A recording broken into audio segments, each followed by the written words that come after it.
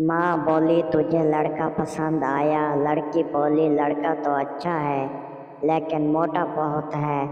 माँ बोली टीवी चाहे 12 इंच की हो या 20 इंच की, रिमोट सबका एक ही साइज का होता है। लड़का बोला तुम्हारी कमीज क्यों फटी हुई है? लड़की बोली फटी नहीं है, ये फैशन है।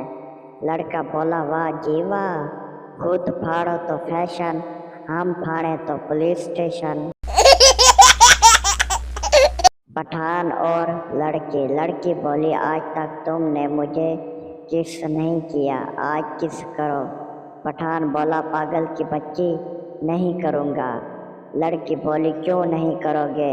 पठान बोला बड़े लोग कह गए हैं कि औरतों के मुंह मत लगो।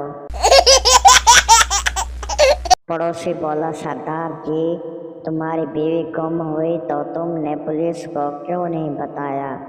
सरदार बोला पिछली बार मेरी स्कूटर गुम हुई थी, पुलिस ने 20 दिन चला के वापस दी थी, और अगर बीवी का बोला तो साले हमला करके वापस करेंगे। पठान बोला बकरे की जबान पक्की है, खाओगे?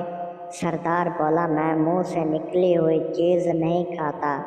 पठान बोला फिर अंडा बना दूं?